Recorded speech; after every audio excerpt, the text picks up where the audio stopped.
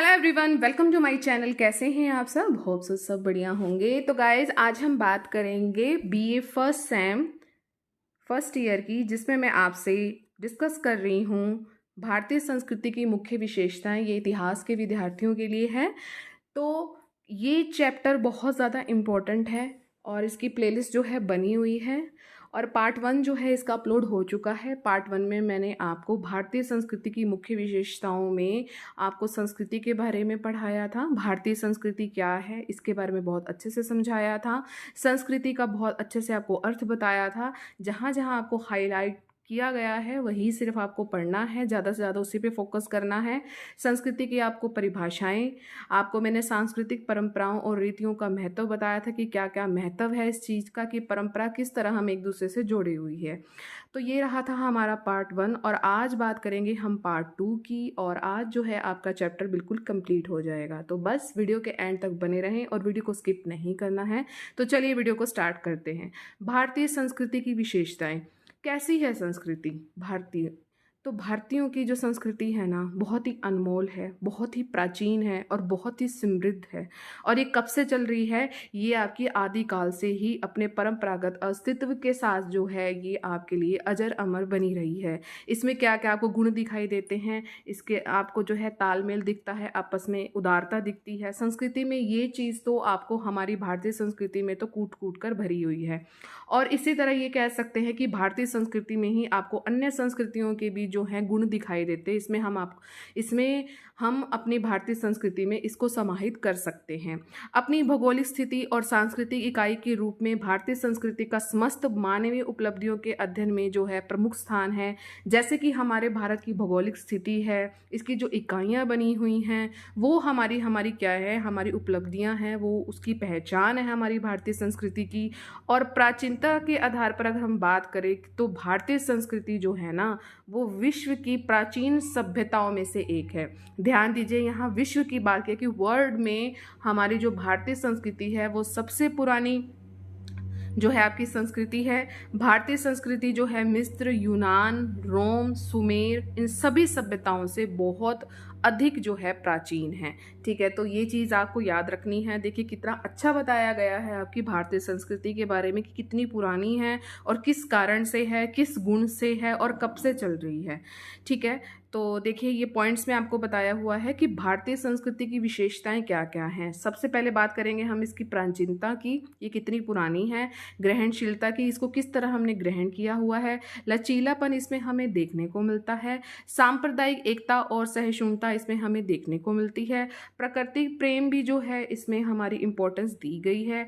विविधता में एकता जो है हमें अपनी संस्कृति में हमेशा से ही देखने को मिलती आ रही है। और आध्यात्मिकता, यानी कि ये जो कह सकते हैं कि जैसे कीर्तन वगैरह से जुड़े होते हैं, आध्यात्मिक होते हैं ना, गुरु होते हैं, उनसे ये चीज़ें जो है हमारी संस्कृति जुड़ी हुई है। तो चलिए इसको डिटेल में पढ़ते हैं। सबसे पहले हम बात करेंगे आध्यात्मिकता की। इसमें क्या है, वैदिक ऋषियों ने जीवन में उच्च नैतिक आदर्शों से ऊपर उठकर मन की शक्ति और आत्मा के महत्व की जो है स्थापना की है। ये अपने आदर्शों से बहुत ज़्यादा ऊपर उठ चुके थे। इन्होंने मन की शक्ति, जो मन में जितनी कहते हैं ना विल पावर, इच्छा शक्ति, जब तक आपकी इच्छा शक्ति नहीं होगी, विल पावर जिसको आप बोलते हो, आप दुनिया का कोई भी काम नहीं कर सकते। तो मन की शक्ति बहुत ज़्यादा इम्पोर्टेंट है। चाहे आपके कितने भी दुख हों, कितनी भी मुसीबतें आएँ, अगर आपको उससे डटना है तो विल पावर मैं कहती हूँ कि सबसे ज़्यादा स्ट्रॉन्ग होनी चाहिए। अगर आप किसी चीज़ को बहुत जल्दी एक्सेप्ट कर लेते हो, अगर कोई दुख है उसको आप बहुत जल्दी एक्सेप्ट कर लेते हो, तो उस चीज़ से आप जल्दी उबर सकते हो। वो किस पे डिपेंड करता है? आपकी विल पावर पे। अगर ये स्ट्रॉन्ग है ना, मैं कहती हूँ दुनिया का कोई भी काम आपके लिए कुछ भी मुश्किल नहीं है। ठीक है, तो हमारे जो ऋषि मुनि हैं उन्होंने इसी पे बहुत ज़्यादा बल दिया है। इन्होंने आत्मा के महत्व की भी स्थापना की है। वेद, पुराण, उपनिषद और अन्य धर्मशास्त्रों में आत्मिक ज्ञान और जीवन के क्रमिक विकास के सिद्धांत, जो जीवन का क्रमिक विकास का सिद्धांत है, वह आपके चार्ल्स डार्विन ने दिया है। भारतीय सभ्यता की मौलिक स्थापना इसमें हुई है। महावीर हो गए, बुद्धकालीन हो गए, वैराग्य भावना होगी, आत्मिक उत्कर्ष हो गया, साधना के आंदोलनों का फल जो है जैन और बौद्ध धर्म के अस्तित्व के रूप में हमें यहाँ पर मिलता है। अशोक हो गए, विक्रमादित्य हो गए, हर्ष हो गई, इन सभी शासकों का, इन्हीं सभी सम्राटों का आपने नाम कभी ना कभी ज़रूर सुना होगा। इन सम्राटों ने धर्म संदेशों के प्रचार को अपना कर्तव्य समझा। इन्होंने बहुत ज़्यादा जो है प्रचार प्रसार किया है। तो अशोक के पुत्र पुत्री ने तो बहुत ज़्यादा श्रीलंका, इंडोनेशिया, जावा, यहाँ तक भी इन्होंने बौद्ध धर्म का बहुत हद तक प्रचार प्रसार किया है। बात करेंगे हम रामकृष्ण परमहंस, स्वामी विवेकानंद, महर्षि अरविंद, रमन महर्षि, रविंद्रनाथ टैगोर, गांधी जी, ये सभी जो आपके सामने पर्सनैलिटी हैं, इसी सत्य के प्रतिनिधि हैं जो भारतीय संस्कृति का एक प्रमुख लक्षण है। ठीक है, इन्होंने जो है सभी ने मिलकर, ये तो नाम बहुत ही कम दिए हुए हैं, इन सभी ने जो है मिलकर बहुत ज़्यादा सहयोग दिया है भारतीय संस्कृति को ऊपर लाने में। अब बात करेंगे हम प्राचीनता की। क्या कहता है कि भारतीय जो सभ्यता है वो बाहरी ताकतों को आत्मसात इसने नहीं किया है। इस देश ने अपनी सांस्कृतिक जो जड़ें हैं ना उसको कभी खोने नहीं दिया है, उसमें हमेशा जो है ये प्रभुत्व अपना बनाए रखे हैं। वर्तमान समय में चाहे हम विदेशी संस्कृति को अपना रहे हों, और वो आज भी हम अपना रहे हैं, लेकिन हम कह सकेंगे उसे बाहरी तौर पर हम अपना रहे हैं, पूर्णतः हम नहीं अपना रहे हैं। जैसे कि हमने वेस्टर्न कल्चर के, अगर हम जीन्स टॉप की बात करते हैं, उसको हम पहन तो रहे हैं, लेकिन हम ये नहीं कह सकते कि सभी ने ही जीन्स टॉप को पहन लिया है और सूट्स कोई पहनता ही नहीं है, ऐसा कुछ नहीं है। ठीक है, तो आज भी हम उस चीज़ को अपना रहे हैं, आज भी हमने उसको पूरी तरह अपनाया नहीं है पूरी तरह से। ठीक है, बात करेंगे हम मध्य प्रदेश के भीमबेटका में जो पाए गए जितने भी आपके शैल चित्र हैं, नर्मदा घाटी की गई खुदाई और कुछ अन्य निर्वंशीय पुरातत्वीय प्रमाणों से ये सिद्ध हो गया है कि जो भारत भूमि है वो आदि मानव के प्राचीनतम भूमि, कर्म भूमि रही है। बिल्कुल है, आदि मानव जब इस धरती पर आया तब से जो है आपकी भूमि प्राचीनतम रूप में रही है और वही उसकी कर्म भूमि रही है। सिंधु घाटी सभ्यता की बात करें तो उसके विवरण से भी हमें प्रमाणित होता है। तो देखिए क्रम में चलता जा रहा है और आज से लगभग 5000 वर्ष पूर्व जो है आपके सबसे उत्तर भाग के जो है बहुत बड़े भाग में एक उच्च कोटि की संस्कृति का जो है विकास हो चुका था। तो आप देख सकते हैं कि कितनी पुरानी सभ्यता के बारे में हम आज भी पढ़ रहे हैं। और वेदों की बात करें तो वेदों में आपको परिलक्षित जो है भारतीय संस्कृति, ना केवल इसमें प्राचीनता का आपको प्रमाण मिलता है, बल्कि आपको जो है भारतीय अध्यात्म और चिंतन की जो है श्रेष्ठ अभिव्यक्ति है। चिंतन जैसे जिस तरह उन्होंने बताया, वेदों के बारे में बताया, उपनिषद के बारे में बताया, हमें ब्राह्मण क्या होते हैं, तरे ब्राह्मण क्या होता है, तो बहुत अच्छे से मैंने आपको एक्सप्लेन किया है। प्लेलिस्ट में इसकी वीडियो डली हुई है। तो ये जो है ये चीज़ें हैं जो बताती हैं कि कितनी पुरानी है और इन्हीं पुरानी चीज़ों से हमारा आज अस्तित्व बना हुआ है। बात करेंगे हम ग्रहणशीलता की, जो कि आपकी नेक्स्ट विशेषता है भारतीय संस्कृति में। तो क्या है ये? भारत भूमि जो है अनेक आविष्कारों, खोजों और भौतिक उपलब्धियों की जननी रही है, बिल्कुल रही है। यहीं पर आपको जो है अंकगणित, शून्य, कथा, कहानी, शतरंज का खेल, कपास के वस्त्र, अद्वैत दर्शन, बौद्ध धर्म, इन सभी का आपको बहुत ज़्यादा लाभ प्राप्त हुआ है। चिकित्सा होगी, कला होगी, इन दोनों के क्षेत्र में हमारा भारत कभी बाहर नहीं रहा है, इसमें वो सर्वोपरि रहा है। और लोकतंत्र और स्थायित्व के आधार जो है व्यापक हो, उस संस्कृति में ग्रहणशीलता की प्रवृत्ति जो है स्वाभाविक रूप से जो है उत्पन्न हो जाती है। जहाँ कहीं भी अगर आपको लोगों का तंत्र दिख रहा है, लोगों का शासन दिख रहा है और एक स्टेबिलिटी दिख रही है ना, तो वहाँ पर आप अच्छे तरीके से जो आपकी संस्कृति है उसको आप ग्रहण कर सकते हो।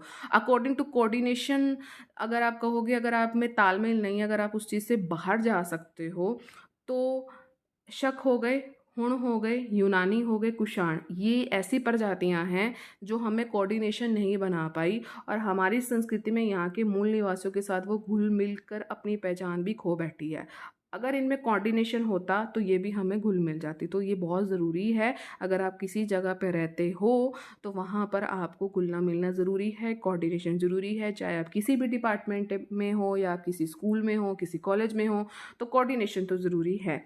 भारत में इस्लामी जो संस्कृति का प्रादुर्भाव भी जो है आपको अरबों से, तुर्कों से, मुगलों के भारत आगमन से यहाँ पर हुआ है। और इसके बावजूद भारतीय कृति का जो पृथक जो है अस्तित्व बना रहा है और नवागत संस्कृतियों में कुछ अच्छी बातें जो है ग्रहण करने में भारतीय संस्कृति ने कोई भी संकोच यहाँ पर नहीं किया है। चाहे कुछ भी हो, इन्होंने जो हमारी भारतीय संस्कृति है ना, इन्होंने सबको एक्सेप्ट किया है। मतलब उनको ये नहीं कहा कि तुम अलग हो जाओ, कुछ भी अच्छी बात है उसको एक्सेप्ट किया है। अगर कहें तो भारत वालों को जो है विदेशी आक्रमण हुए तो उन्होंने अच्छी अच्छी देन भी दी है जो हमारे भारतवासियों को नहीं पता थी।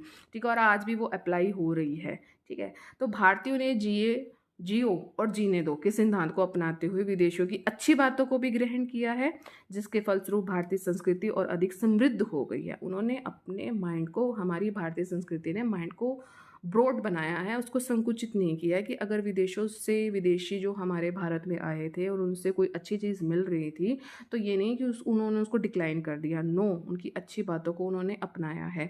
और भारतीय संस्कृति ने विश्व को शांति, अहिंसा, राष्ट्रीयता, मैत्री भाव, इन सभी का जो है सिद्धांत बहुत अच्छे से दिया है। और इसी ग्रहणशीलता में भारतीय संस्कृति में आपकी विशालता आ जाती है, व्यापकता होती है, विविधता परिलक्षित जो है होती है। ठीक है, तो आगे बढ़ते हैं। नेक्स्ट आपकी जो विशेषता है वो है सांप्रदायिक एकता और सहिष्णुता। देखिए, टॉलरेंस पावर तो बहुत ज़्यादा है हमारे भारत में। ठीक है, भारतीय संस्कृति में धर्म की स्वीकृति है, किंतु धर्म किसी संकीर्णता या अंधविश्वास का पर्याय नहीं है। आप अंधविश्वास का पर्यायवाची जो है हमारे धर्म को नहीं कह सकते। वर्तमान समय ही नहीं बल्कि प्राचीन काल से भारतीय संस्कृति का जो आधार रहा है वो रही है आपकी धार्मिक एकता और सहिष्णुता। टॉलरेंस कितनी है, कम्युनल यूनिटी कितनी है। राम जी हो गए, कृष्ण जी हो गए, शिव जी हो गए, बुद्ध हो गए, महावीर हो गए, इन जैसे जैसे महापुरुष हमारी भारतीय संस्कृति से रूबरू हुए, हमारी धरती पर आए हैं। और इन्हीं मान्यताओं के अलावा भी भारत में देवी देवताओं की जो संख्या है अनगिनत है, वो आप सबको पता है। देश में अनेक जातियां हैं, धर्मों के लोग यहाँ रहते हैं, यहाँ सभी आपस में मिलजुल कर रहते हैं, फिर भी भारतीय संस्कृति विलीन नहीं हुई है। चाहे कितनी भी विविधता आपको दिखने लग जाए, कितने भी धर्मों के लोग दिख जाएं, लेकिन आपको यहाँ पर भारतीय संस्कृति जो है विलीन नहीं मिलेगी, वो गुप्त नहीं मिलेगी। आदान प्रदान की प्रक्रिया भी है, भारतीय संस्कृति को अपने स्वरूप को संजोए और अनेकता में एकता के पर्याय को ये प्रकट करती है। नेक्स्ट विशेषता है आपकी प्रकृति प्रेम। प्रकृति प्रेम में क्या रहेगा कि भारतवर्ष पर जो है ना प्रकृति की विशेष ही कृपा रही है। कैसे रही है, आप देखेंगे कि भारत में ना सभी ऋतुएं जो है समय पर आती हैं। इसके बाद ये होगा, इसके बाद ये होगा, है ना, ऐसा होता है ना। और देखिए, फल फूलों का भी सृजन करती है। भारतीय ऋषि मुनि जितने भी थे हमारे, वो जंगलों में रहना पसंद करते थे। ठीक है, और प्रकृति प्रेम के कारण ही यहाँ के लोग पतलों में भी अपना भोजन करना पसंद करते थे। ये सब आपको पता है। वृक्षों में पानी देना लोग एक धार्मिक कार्य समझते हैं, तो आज भी है कहीं ना कहीं। सूर्य और चंद्र दर्शन हम करते हैं, शुभ माना जाता है। तो ये सब चीज़ें हैं, प्रकृति से हम जो है बहुत ज़्यादा अपना प्यार करते हैं और वो हम आज भी करते हैं। नेक्स्ट है आपका विविधता में एकता। जैसे कि आप कह सकते हो कि देश जो है अपनी एकता के लिए बहुत ज़्यादा विख्यात है, बिल्कुल है। और इस संसार को, इस देश को संसार का संक्षिप्त प्रतिरूप जो है कहा गया है। और यहाँ पर आपको विविधता के लक्षण जो है हमें आज भी दिखते हैं। और भारतीय संस्कृति की जो विविधता में एकता की जो विचारधारा है उस पर जो है रामधारी सिंह दिनकर ये लिखते हैं, या कि भारतवर्ष में सभी जातियां मिलकर एक अलग समाज का जो है निर्माण करती है। जैसे कई प्रकार की औषधियों को कढ़ाई में अगर डाल दिया जाए तो उससे काढ़ा बन जाता है, तब उस काढ़ा का स्वाद किसी एक औषधि के अलग स्वाद से सर्वथा भिन्न होता है। बिल्कुल है, काढ़ा जो है हम पीते हैं ना सभी चीज़ों को मिलाकर, तो असल में इस काढ़ा का स्वाद सभी औषधियों का स्वादों के मिश्रण का ही परिणाम होता है। और भारतीय संस्कृति भी इस देश में आकर बस अनेक जातियों को संस्कृतियों के मेल से तैयार हुई है। यहाँ पर आपको तरह तरह की जातियाँ मिलती हैं और उसी से जो है आपकी संस्कृति का बेस तैयार होता है। ठीक है, नेक्स्ट बढ़ते हैं। देखिए, आपकी विशेषताएं हो गई है। नेक्स्ट टॉपिक है हमारा सांस्कृतिक परंपराएं और रीतियां, कल्चर, ट्रेडिशन एंड कस्टम। क्या है ये, चलिए पढ़ते हैं। भारतीय संस्कृति की अपनी एक अद्वितीय प्राचीन विशेषताएं हैं, फिर भी वह किसी भी विदेशी संस्कृति को विरोधी नहीं रही है। ये बात मैंने अभी आपको बताई है। इसमें आपके इस्लामी आ जाते हैं, पुर्तगाली आ जाते हैं, फ्रेंच हो गया, ब्रिटिश संस्कृति को इन्होंने अंगीकार किए हैं। कभी भी हमारे भारतीय संस्कृति ने किसी भी धर्म के लिए दरवाजे कभी भी बंद नहीं किए हैं। विदेशियों का हमेशा उन्होंने वेलकम ही किया है, चाहे यहूदी हो, पारसी हो, धर्मावलंबी हो, उनका स्वागत ही किया है। विश्व में सब जगह उन्हें, जिनको हर जगह प्रताड़ित किया गया, लेकिन हमारी भारतीय संस्कृति ने उनको एक्सेप्ट किया है। और विदेशी संस्कृतियों का विशेष प्रभाव आपको भारतीयों की ललित कलाओं में, भाषाओं में, उत्सव में, रीति रिवाजों पर, इन सब चीज़ों पर बहुत ज़्यादा पड़ा है। विदेशी संस्कृतियों का विशेष प्रभाव। ठीक है, तो सांस्कृतिक परंपराएं और रीतियाँ, जिसमें मैं आपसे बात करूंगी भोजन की, वेशभूषा की, भाषा की, वास्तुशिल्प कला की, ललित कलाओं की, चित्रकला, त्योहार और धार्मिक उत्सव एवं प्रथाएं। चलिए भोजन के बारे में देखते हैं। किसी क्षेत्र की अगर आपको जलवायु जाननी है, किसी क्षेत्र का अगर आपको भोजन जानना है, तो उस क्षेत्र की जलवायु और उसकी भौगोलिक स्थिति पर वो चीज़ निर्भर करती है। जैसे कि ठंडे इलाके होंगे तो वहाँ लोग आपको ज़्यादा मांसाहारी दिखेंगे। समुद्र तट की अगर बात करेंगे, लोगों की भोजन की बात करेंगे, तो वहाँ पर आपको मछली ज़्यादा मिलेगी, वहाँ लोग मछली ज़्यादा खाते हैं। मैदानी लोगों की बात करोगे तो वहाँ पर जैसे हम हैं, अनाज और साग भाजी पैदा कर सकते हैं और वो मांस मछली पर ज़्यादा निर्भर नहीं रहते हैं। ठीक है। धार्मिक भावनाएं हैं, लोगों के जीवन मूल्य मान्यताओं से जो है सभी जो है प्रभावित होते हैं। बात करेंगे हम मुसलमानों की, ये बहुत ज़्यादा मांसाहारी होते हैं और वे किसी विशेष प्रकार के मांस को नहीं खाते हैं। और बहुत सारे हिंदू जो हैं मांस मछली खाते हैं, खाना पसंद नहीं करते हैं, क्योंकि उनको लगता है कि ईश्वरीय सृष्टि के मूक प्राणियों को मारना क्या है, पाप है। तो ये भोजन के बारे में हो गया। नेक्स्ट बात करेंगे हम वेशभूषा की। देखिए, प्रत्येक क्षेत्र की आपकी भिन्न भिन्न वेशभूषा है, सबको ये बात पता है। चाहे आप तमिलनाडु चले जाओ, उड़ीसा चले जाओ, मेघालय चले जाओ, कहीं भी चले जाओ, तो सबकी, हमारे हरियाणा की भी अलग ही वेशभूषा है। तो ठीक है, अलग अलग क्षेत्र हैं, अलग अलग वेशभूषा है। क्षेत्रीय प्रभाव के कारण आपको जातीयता और व्यवसाय के कारण भी पहनावे में विविधता दिखाई देती है। जैसे महिलाएं हो गई, उनको साड़ी का पहनावा बहुत प्रचलित है। पुरुषों में आप धोती और कुर्ते पहनते हैं, पंजाब के लोग सलवार सूट पहनते हैं, चूड़ीदार पजामा पहनते हैं। भारत में वर्षों के मुस्लिम और अंग्रेजी शासन के बावजूद यहाँ पर बंगाल और उत्तर प्रदेश में अभी भी प्रधान प्रभाव है। ठीक है, तो ये चीज़ जो है आप देख सकते हैं, सिर पर पहनी जाने वाली टोपी, पगड़ी, ये सभी क्षेत्र में भिन्न भिन्न होती है और आप इसको कैसे भी पहन सकते हो, सिर पर इसको कुछ भी पहना जाता है। तो आप इस चीज़ को समझ गए होंगे। भाषा की बात करते हैं, भाषा के हिसाब से भी हमारा देश बहुत ज़्यादा समृद्ध है। भारत सरकार ने शासकीय तौर पर जो है 22 भाषाओं को जो है मान्यता दी है और उन सबका अपना एक अलग अलग इतिहास है। ग्रीक और लैटिन से भी जो प्राचीन भाषा है वो हमारी क्या है, संस्कृत है, जो बहुत सी अन्य भाषाओं की जननी है और जिनसे भारत का उच्च कोटि का प्राचीन साहित्य लिखा गया है, संस्कृत से लिखा गया है। आप सबको पता है इस बात का। और इसी भाषा से बंगाली, हिंद, गुजराती, मराठी भाषाएं उत्पन्न हुई हैं। इन भाषाओं को क्या कहा जाता है, इन भाषाओं को आर्य भाषाएं कहा जाता है। अब बात करेंगे हम वास्तुशिल्प कला की, आर्किटेक्चर की। इसमें क्या है, हमारे जो पूर्वज हैं जो भवन निर्माण से संबंधित वास्तुकला में बहुत ज़्यादा कुशल थे।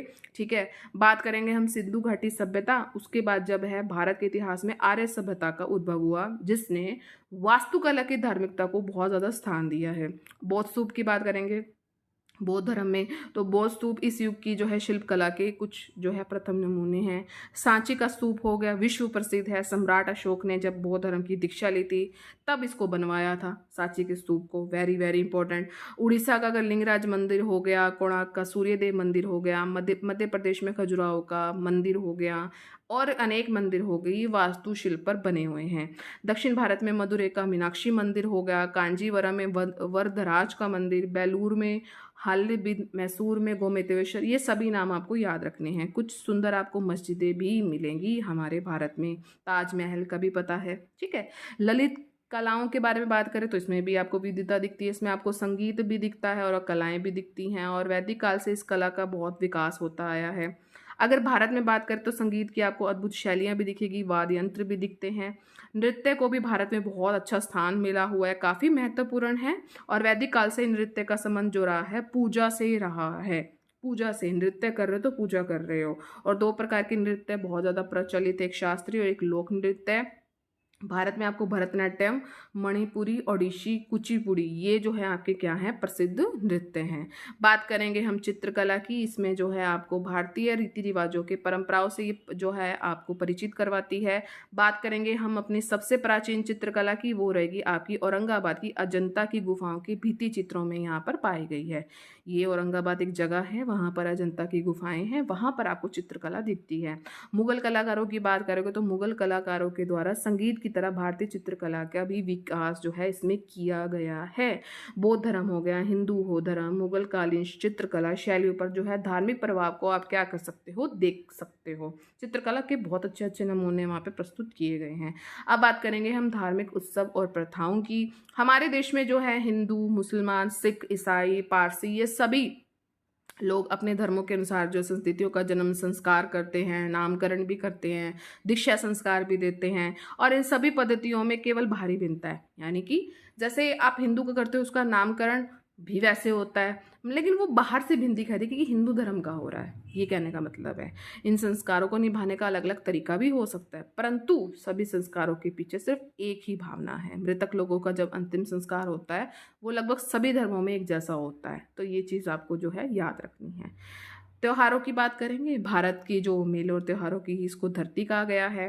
हिंदू के द्वारा आत्मशुद्धि संयम के लिए उपवास रखा जाता है, और मुस्लिमों द्वारा अल्लाह से आशीर्वाद लेने के लिए रोज़ा रखा जाता है। ईसाई लोग जो हैं गुड फ्राइडे के लिए उपवास रखते हैं, चर्च में रहकर वो प्रार्थना करते हैं। भारत के ग्रामीण क्षेत्र में भी बहुत से त्यौहार मनाए जाते हैं। इन त्योहारों को सुखद बात है कि गांव में सभी संप्रदाय और धर्मों के लोग जो है मिलजुल कर जो है उन उत्सवों को मनाते हैं। सहनशीलता, क्षमाशीलता, धैर्य, इन सभी के कारण जो हमारा अतीत है बहुत अच्छा है। पौराणिक कथाएं होगी, प्रथाएं होगी, साहित्य हो गया, परंपराएं होगी, मेले हो गए, त्योहार हो गए, तो इन सब से हमारी प्राचीन जो है संस्कृति, भारतीय संस्कृति परिपूर्ण है। तो कैसा लगा ये सेशन? मुझे उम्मीद है बढ़िया ही लगा होगा। और इस तरह आज आपका ये चैप्टर बिल्कुल कंप्लीट है, और इसकी अलग से प्लेलिस्ट बनी हुई है, आप सबको पता है। चैनल पर अगर आप आज नए आए हो तो इसकी जो है प्लेलिस्ट जो है बनी हुई है, ठीक है। तो अब आप क्या करेंगे, अगर आपको ये सेशन अच्छा लगा है तो सभी लाइक ज़रूर करें, शेयर मैक्सिमम करें, सब्सक्राइब ज़रूर करें। अगर आप चैनल से आज नए जुड़े हैं तो सब्सक्राइब करना मत भूलें। रेड बटन उसे ज़रूर प्रेस करें, ऑल पर ज़रूर क्लिक करें, ताकि चैनल पर जितनी भी वीडियोस आएँ उसकी नोटिफिकेशन आपको टाइम टू टाइम मिलती रहे, ठीक है। और मेरा टारगेट है 1K करने का, तो सभी सुन लीजिए, आप सब्सक्राइब ज़रूर करके जाइए। वॉच टाइम तो बढ़ रहा है लेकिन सब्सक्राइब नहीं कर रहे, भूल जाते हैं मुझे लगता है, लेकिन आप अब नहीं भूलोगे और आपने सब्सक्राइब करके ज़रूर जाना है। अगर आपको सेशन अच्छा लग रहा है तो आपने शेयर करना है जितने भी आपके एजुकेशन ग्रुप हैं, ठीक है। चलिए मिलेंगे अपने नेक्स्ट सेशन में। Till then thank you so much for watching. Bye bye guys and take care.